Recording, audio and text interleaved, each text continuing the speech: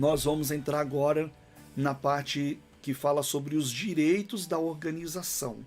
Já estamos vendo aqui algumas coisas, mas sobre um outro ângulo aqui. Vamos passar adiante. Quais são os documentos que o pastor precisa para ser uma organização? Já vimos que o pastor ele precisa de documentos. Mas quais são os documentos? Eu vou dar aqui 5 exemplos de documentos. Alguns eu já estou citando já, né, ao longo aqui da aula, mas eu vou dar 5 exemplos aqui, trazendo aqui para outro ângulo que nós vamos já abordar agora. Por exemplo, ata de consagração. Tem igrejas que não fornecem ata de consagração para os seus pastores. E está errado, porque a ata de consagração é um documento que registra o ato do momento que o pastor foi consagrado. É como uma certidão de nascimento. Quando a criancinha nasce, qual é a primeira coisa que o pai tem que correr atrás? Registrar a criança. Porque aí, chegando lá no cartório, vai registrar o dia, o horário que ele nasceu, o ano, o nome que foi dado, sobrenome e nome do pai, nome da mãe. Aí ele sai de lá com a certidão de nascimento do seu filho. É a mesma coisa. Derrama-se o óleo sobre o pastor, fala que agora ele é pastor, mas não tem um documento que comprove o registro daquela consagração. É a mesma coisa de não ter feito. Por quê? Ah, não, mas pastor, quem reconhece é Deus. Espiritualmente, sim. E perante os homens? E perante os homens? Tem que ter documentos. Tem que ter documentos. E isso nós vamos ver qual é a parte que você vai ser prejudicado se não tiver esse documento. Eu já passei por isso. Já passei pelo ministério que eu fui consagrado a pastor, fiquei lá muitos anos, mas eles não me deram documentação. Quando eu saí, era como se eu não fosse pastor. Eu sabia que eu era pastor, mas era como se não fosse. E aí depois eu tive que me organizar em questão de documentação. Então, esse documento é muito importante, grave ele aí. Credencial de pastor. Qual é a mais importante, a ata de consagração ou a credencial de pastor? A ata de consagração, viu? Porque a ata de consagração é o documento mais formal que tem, que registra que o seu nascimento, digamos assim, para o ministério pastoral. É o documento mais importante. Se você tiver só a ata de consagração e não tiver a credencial, você perante a lei, já está perante a lei que nós estamos vendo, né? Você é ministro de confissão religiosa. Mas a credencial de pastor também ela é importante, porque é uma identidade funcional. E através dela você pode se identificar como pastor. E além disso, é também um comprovante de que você é pastor. Inclusive no conselho, você recebe uma credencial que diz que você é pastor. E falando em conselho, fica em terceiro lugar. Olha só o que está escrito aqui: conselho opcional. Você sabe que conselho não é obrigatório. Há algumas pessoas que falam que é obrigatória por questão de... Como que eu posso dizer? Que é obrigatório por questão de, talvez, dominação ministerial. Por exemplo, você está numa igreja, mas a igreja exige que você tem que estar afiliado ao tal conselho. Quando eu falo dominação ministerial, não é que você está sendo dominado e estão abusando de você, não é isso. Dominação ministerial que eu me refiro por questão também de organização. Então, ele é opcional, mas nesse sentido de organização, é muito eficaz também. É muito eficaz, mas é opcional, não é obrigatório. Eu poderia estar falando, lógico, aí eu estaria mentindo, né, que era obrigatório para que outros se filiassem ao conselho, mas não é obrigatório. Mas vale a pena? Vale muito. Por quê? Porque A igreja, a organização, quando ela está afiliada a um conselho, ela tem mais, digamos, respaldo perante os seus membros, perante a sua organização, perante a sociedade, porque ela faz parte de algo maior, né? É a chamada cobertura, né, espiritual também, além de jurídica. Então é importantíssimo também fazer parte do conselho, no entanto é opcional. Que documento mais? Estatuto da Igreja registrado em cartório. Esse eu já falei, só vou pincelar aqui. É um documento que, comparado ao exemplo que eu dei da ata de consagração, é o que registra o nascimento da sua igreja. É o que vai registrar as normas daquela igreja, as suas liturgias, é o que vai ser registrado como igreja organização. Ali diz tudo quem você é, diz tudo o que a sua igreja é. Então, é necessário ter o estatuto da igreja. E, consequentemente, como já foi falado também, o CNPJ, que é muito importante porque é com o CNPJ que você consegue abrir uma conta bancária, é com o CNPJ que você consegue outros benefícios que vamos ver nas próximas aulas com que a igreja tem, inclusive de redução de energia, desconto de compra de automóveis e outros benefícios mais. É só com o CNPJ.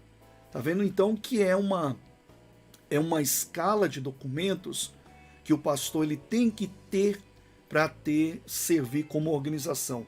É fácil ser membro, porque membro você não tem, né, obrigação nenhuma. Agora, ser pastor você tem que correr atrás, né, porque aí você tem responsabilidades para com a lei e a lei terá, consequentemente, com você também. Vamos passando aqui. Direitos da organização. Por exemplo, falar só sobre o casamento aqui. Eu estou vendo o horário já está quase chegando, mas eu quero falar sobre isso daqui. Casamentos, por exemplo. O casamento, eu coloquei aqui a divisão em 3 tipos de casamentos. O religioso, o casamento religioso com efeito civil, que é diferente, tá? E o casamento homossexual. Veja só, casamento religioso é o casamento mais simples que tem. É mais simples na forma como eu vou falar. Por exemplo, os noivos eles vão ao cartório e já voltam de lá casados. A parte civil já foi feita. E aí o casamento religioso é apenas uma cerimônia religiosa. Nesse sentido, quem já fez o curso de juiz de paz eclesiástico, que por falar em curso de juiz de paz eclesiástico, é um curso que eu estou sentindo uma necessidade muito grande de ministrar ele, porque tem muitos pastores que estão perdidos nessa questão do casamento religioso com efeito civil. Eu tenho algumas aulas gravadas, mas eu não estou achando mais o suficiente. Eu quero trazer coisas novas, inclusive relacionadas ao trabalho no campo de celebrante de casamentos. Se vocês se interessarem, provavelmente pode ser o próximo curso do conselho.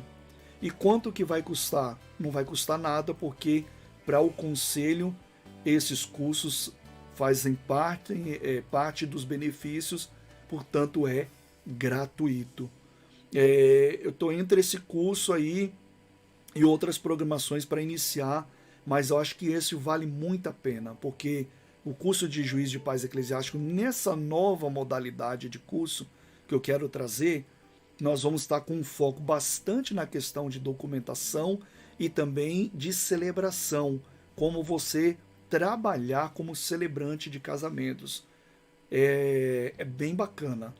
Então, se vocês deram uma votação, falar, olha, eu quero, um sim, dá uma animada aí, talvez nós vamos colocar como o próximo curso, tá? Voltando a falar aqui, casamento religioso com efeito civil já é diferente. O pastor ele tem um compromisso civil. E aí entra a questão organização, mais uma vez. Quando você chegar lá no cartório para dar entrada no casamento religioso com efeito civil, a primeira coisa que eles vão exigir de você é documento. É a primeira coisa. Daqui a pouco nós vamos falar sobre o casamento homossexual, né, que é uma coisa aí que coloca medo nas igrejas, achando que vai ter que fazer alguma coisa assim. Mas falando sobre isso daqui, no artigo 226 diz que o casamento religioso ele tem efeito civil nos termos da lei. Então é garantido também pela Constituição, no artigo 226, que o casamento religioso ele pode ter o efeito civil. É o chamado casamento religioso com efeito civil. Só que nos termos da lei. Lembra? Sempre nos termos da lei. E o que a lei exige? O casamento religioso, com efeito civil, ele exige que você seja um ministro de confissão religiosa. E aí entra a ata de consagração, ou a credencial de pastor. Em alguns cartórios estão exigindo até a ata de consagração como documento primordial. Então, mais do que a credencial, a ata de consagração. Então, veja que na forma da lei, qual é a forma da lei que a pessoa, o pastor ele tem que comprovar que é ministro de confissão religiosa, ele pode celebrar o casamento. E aí entra aqui o artigo 1º da lei 1110, que fala sobre isso, que diz o seguinte: o casamento religioso equivalerá, deu uma travada aqui, um trava-língua, equivalerá ao civil, ou seja, ele vai ter o efeito civil se, olha o se, observadas as prescrições dessa lei. Então, nessa lei, vai falar que ele precisa ser um ministro de confissão religiosa e comprovar isso. Então, se você chegar lá e falar, olha, eu sou pastor, eu quero dar entrada no casamento religioso com efeito civil, vou celebrar um casamento e tal, e aí a primeira coisa que eles vão te pedir é a comprovação. Alguns outros cartórios estão exigindo também o CNPJ. E aí entra a questão organização da igreja, que te dá direitos de exercer, que te dá direitos de proteção. Veja que isso é importante. Eu coloquei como 2 exemplos aí a ata de consagração e credencial de pastor. O efeito civil. O efeito civil está tipificado aqui na Lei 6.015, de 31 de dezembro de 1973. No artigo 71, olha só o que diz: os nubentes habilitados para o casamento poderão pedir ao oficial que lhe forneça a respectiva certidão, a certidão de casamento, viu? Para se casarem perante a autoridade ou ministro religioso. Aliás, a certidão que está se falando aqui é a certidão habilitação. Nela mencionando o prazo legal de validade da habilitação. Veja, no artigo 75 dessa Lei 6.015, o registro produzirá efeitos jurídicos a contar da celebração do casamento. Então veja que o pastor organização, ele funciona para o Estado, né, como uma pessoa que tem ali, além desses direitos que foram mencionados, ele tem exercício religioso em pleno desenvolvimento, em plena liberdade. Ele pode celebrar o casamento na forma da lei, como nós estamos vendo. Então, tudo isso nós estamos vendo a importância que tem a igreja organização. Dessa parte, passando do civil, casamento homossexuais. No âmbito eclesiástico, muitas dúvidas e questionamentos se instalaram. Veja, aí vem algumas dúvidas. Serei obrigado a realizar casamento homossexual na minha igreja? Pelo que você viu até agora, você vai ser obrigado? Vamos ver. Sou obrigado a manter um membro que seja homossexual e não esteja buscando retomar sua verdadeira identidade? Você é obrigado a ter ele como membro ali na sua igreja? Vamos ver. Devo consagrar crianças que são filhas de casais homossexuais? Nós não temos a prática de apresentar a Deus as crianças? Vamos ver também. Qual é a resposta para isso tudo? Não, não é obrigado. Por quê? Aí vem a proteção do Estado para a liturgia da igreja. Você não é obrigado a realizar casamentos homossexuais, você não é obrigado a ter como membro da sua igreja, né, também o mesmo, não é obrigado a consagrar crianças. Então você não tem porquê, você tem a proteção do Estado. No Brasil gozamos de liberdade religiosa e é isso que garante às igrejas evangélicas o direito de não terem que celebrar cerimônias de casamentos entre pessoas do mesmo sexo. Isso porque, em virtude dessa liberdade religiosa, a igreja pode professar sua fé e promover seus cultos com base no que crê. E aí entra a setinha apontando para onde?